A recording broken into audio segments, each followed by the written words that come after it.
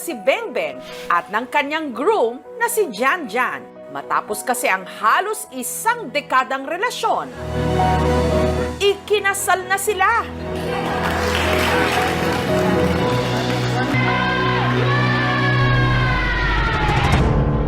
Pero sa isang iglap, ang mga pangako tila napako. Si Janjan kasi, isang araw lang matapos ang kanilang kasal, biglang nakalimot.